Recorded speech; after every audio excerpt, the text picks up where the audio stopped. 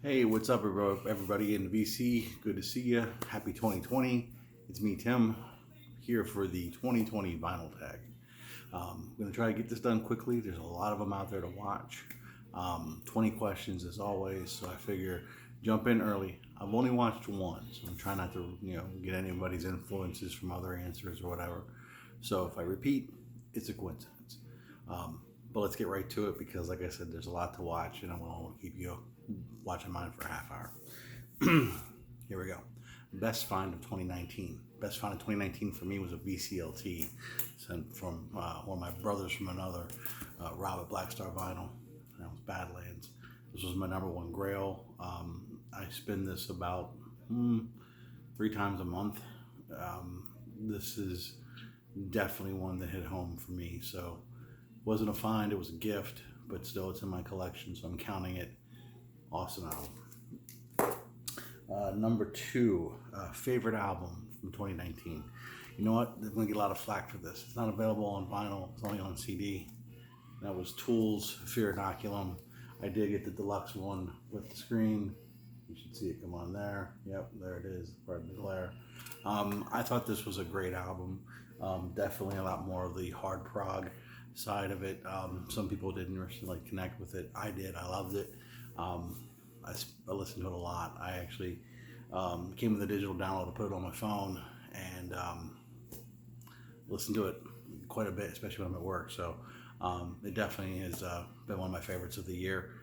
Love it to death. So number three, a novelty record. You know, I could have showed some weird stuff, but I decided I don't show a lot of 7 inches, and a couple of questions here kind of could steer me in a general direction. So I went looking in the 7 inches that I had, and this was one back when hip hop really started taking off. It was everywhere. Everybody was trying to cash in on it, and this was one that was definitely a novelty record at the time. This one came out in 83, 82, or 86. Wow, I'm off. That's Ronnie's Rap from Rappin' Ronnie and the DC Crew. It was somebody doing an impersonation of Ronald Reagan. It was pretty novelty-ish and probably lasted for about a minute. So one of just the many oddball hip-hop records that came out in the 80s when it was taken off. And a homage cover, something that was inspired by another cover. This one came to my mind pretty quickly. That's Joe Jackson's Body and Soul. If you're not familiar, this mimics Sonny Rollins Volume 2. But even if you just look at it, you can tell it's got that Blue Note type of feel to the album. And he actually has some jazz influence on this album, so he wanted to kind of call back to a jazz classic, and Sonny Rollins is definitely classic. So I thought that was a good one to go with, was Joe Jackson. Something funky. I'm listening to something funky. My life is something funky. Revolution of the Mind, live at the Apollo, Volume 3 from The Godfather, Mr. James Brown, Mr. Please, Please, Please himself, the hardest working man in show business. This instantly came to my mind, so had to show that one. Like I said, I'm spinning it in the background now if you can hear it. Weird Shelf Buddies, question 7. I don't separate by genre. My soundtracks are separated and my comps are separated. That's just how my brain works. But everything else is alphabetical. So as I was looking through the shelf, it kind of amused me that Michael Nesmith, former member of the Monkees, who created this Americana rock, folk country. It's a very interesting blend, and he has 3 albums. This is probably my favorite of the 3, but all of them are good. We're sitting right next to a prog rock masterpiece in new. I mean, what are you gonna do? Just how it balances out, I guess. So that struck me as funny, So, sorry, I'm reading my questions and I'm losing my spot here. I was there, something you saw live. Well, I actually was there for this tour too. So I talked about it before. Iron Maiden, Somewhere in Time. Like I mentioned that before. We can just move on. An album you wish you had an OG press of. There's a lot of them. But this one. So I want the US original, I want the UK original, and I want the UK unapproved cover. So there was the unapproved cover that Hendrix didn't like, which was the, as they call it, the Naked Ladies cover. And then they quickly changed it. But I do want to get everything Hendrix was alive for and Cry of Love, UK and US original presses. Tall tale, tall order, sure. Will it cost me money eventually? But that's a goal to have before I kick the bucket. So this one. And I'm going to hold on to this because the next question is, who is the artist you owe the most of? Duh. If you watch my channel more than 3 times, I can't shut up about Hendrix. I own a lot of Hendrix. Most of it's on CD, but I do have a ton of vinyl as well. I'm hoping one of these days, probably, I don't know, whenever I get time and really try to put it all together, I want to go through my Hendrix collection just to kind of catalog it and talk about it, but that's not today, and it's not going to be anytime soon because it's going to take some time. So anyway, so the next question is a unique center label. So this one came to my mind pretty quickly, not just because it was unique for the album, but because it did a unique thing with the album and the story it told as well, and that was Pink Floyd's The Wall. So I'm not going to pull them all out, but I am going to pull out one. So for those of you, first off, it's one of those symbols that you know, center labels you can see on someone's turntable and you go, oh, you're listening to The Wall. And the fact that, you know, here's side 1, and then here's side 2, and the wall's getting bigger, and that's what they progressively do throughout it, is that the wall gets bigger as, you know, the story progresses. If hopefully you know the story of this album, hopefully we're not speaking anything new on this album to you. If you are not familiar with this album, as soon as you're done watching this, please go check it out, because wow. I'm going to set it to the side because I don't want to sit here and be one of those people that fool with it on camera. Pre-band. You know what? I apologize. I missed a question with everything. I missed question number 5, which was a B-side.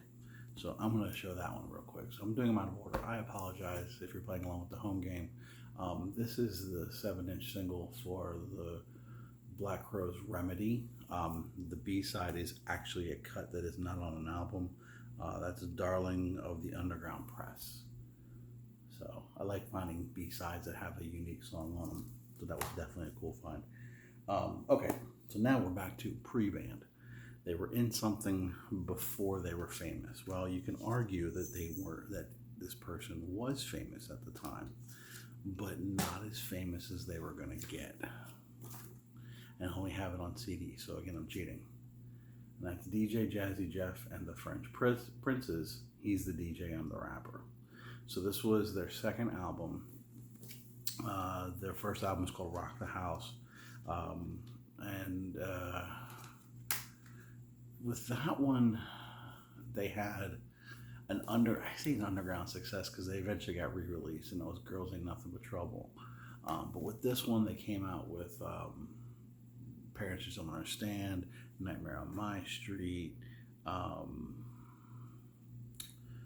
felt like there was another big one off of this one, but also it featured Jazzy Jeff on pretty much half the album, just doing kind of what they were known for, which was some hip hop rapping and then some call and response with Will Smith and Jazzy Jeff, Jeffrey Towns, kind of feeding off of his energy.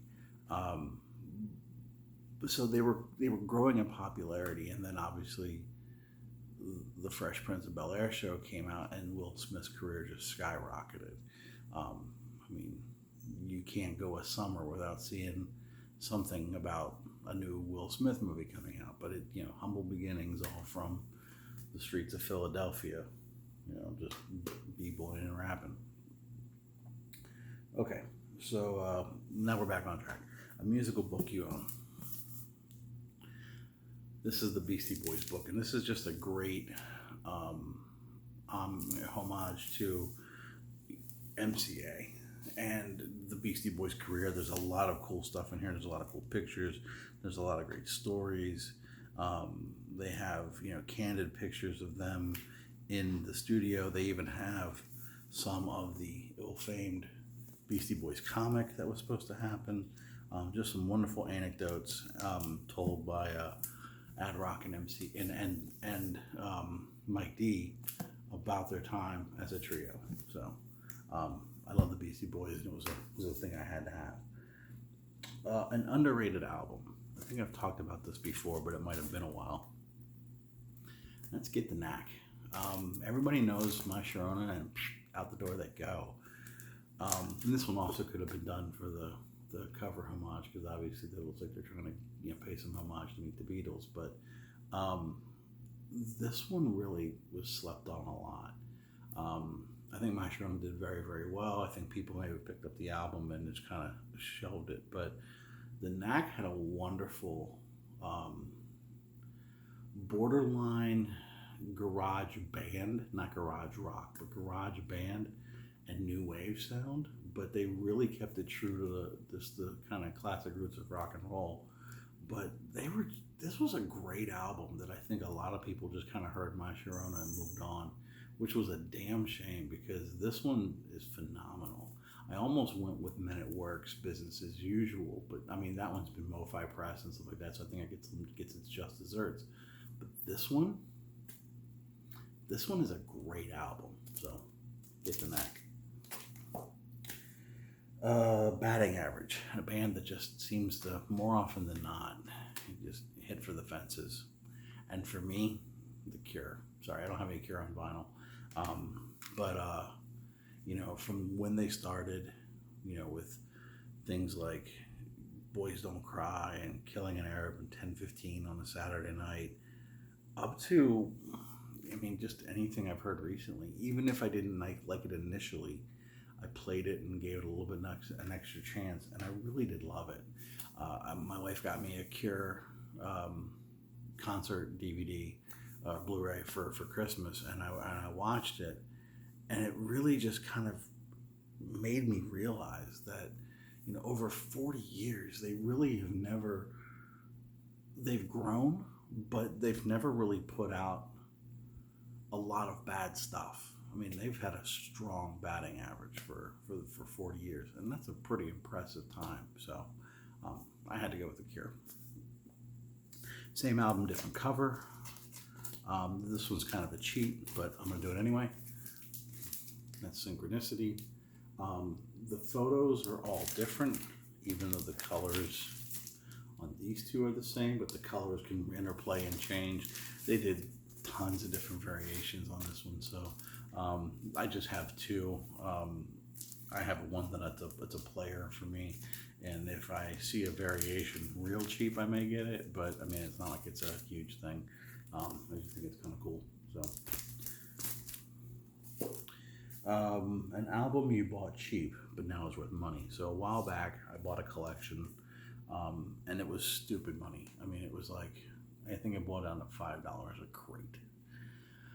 A lot of that stuff was basic 12 inches, a lot of disco, electronic, like early electronic stuff that was played in the clubs or discos in the 70s and 80s, some 80s R&B, but there were a few gems, and I'm not gonna lie that there were more than a few, but this one probably was one of the gemmiest gems, and that was this. This is I Put a Spell on You by Nina Simone, and this is an original press mono.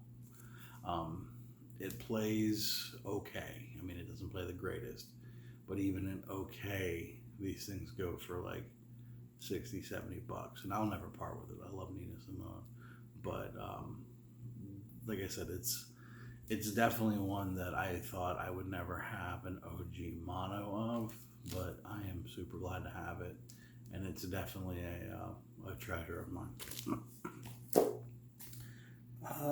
Favorite drummer. So, there are so many ways I could have gone with the favorite drummer thing. I could have, Clyde Stubblefield came to mind, or Gavin Harrison, Danny Carey from Tool. I mean, these are just some of the most amazing ones. But the one that really got me, the one that I had to think, that I had to go with, was Neil Peart from Rush. I'm really trying to replace in 2020 my Rush collection on vinyl. This was one of those ones when I got rid of it. I had a lot of them on vinyl, but it's sadly gone. But I'm going to focus on getting that back. But I've always loved Rush. I think Neil Peart just added a dimension to the band that just really took them to the next level. The album turning 20. I don't have this on vinyl, but I do have the CD. And it's scary to think that this is 20 years old, and that's The Sickness by The Disturbed. When this came out, I mean, you couldn't escape those crazy vocals from David Drainer. I mean, it was just insane. So this was one that kind of popped in my mind. I was like, it feels like it's 20, and I checked, and it's came out in 2000. So had to go with that one. And then lastly, a trilogy of albums that are just untouched, are just fantastic. And my channel is known for two things: it's Hendrix and this other one, which is DJ Shadow. So his first one is his full-length debut, which was Introducing, and then he went on to do the Uncle Project with James Lavelle, which was science fiction, and then he returned after a much needed break to do the Private Press. So there was an album released in between those. It was a collection of early singles in 12 inches, and it was called Preemptive Strike. I don't have it on vinyl, but I don't count that because, like I said, it's an early release comp. But so the way it goes is that Shadow got signed to Lavelle's record label and Moax, and really just took the world by storm with this album. So at that point, he really wanted to do something with Shadow personally, so they did science fiction. Now, this one, like composition-wise, is pretty much a Josh Davis, DJ Shadow record. But James Lavelle was kind of like the coordinator and producer of it all, and he put him in touch with just some phenomenal talent at the time. I mean, top shelf singers, who really created an amazing collaboration with the sonic atmosphere that DJ Shadow had created. To me, this is probably as good as Introducing. And then, like I said, he took a little bit of a break, and then Shadow came back with a Private Press, and he named it such because a lot of the records that were sampled on this were private stock or independent releases, things like that. So they weren't major label releases.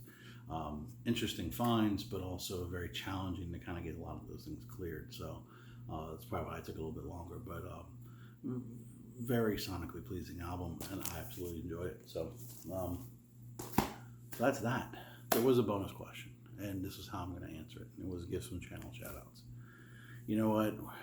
It's 2020. I don't think I can single out just 50 or 100 of my favorite friends and people. Search Vinyl Tag 2020. Watch some people. If they seem nice, give them a like and a subscribe. There's been so many wonderful new channels over the last year that it's hard for me to even keep up. Trying to watch as much as I can, or we'll see what's out there. But if you're watching, you're commenting, you're liking, it didn't have to be every video. If you just watch occasionally, that means the world. So I'm gonna wrap it up because I didn't want to go 20 minutes as I'm about to. So everybody, hopefully 2020 is off to a wonderful start. Looking forward to seeing a lot of these vinyl tags now, and watching and really enjoying them all. Hopefully mine is one of them. If not, then who cares? Anyway, take care, everybody. Thanks for watching. Thanks for subscribing. I love you all. Peace.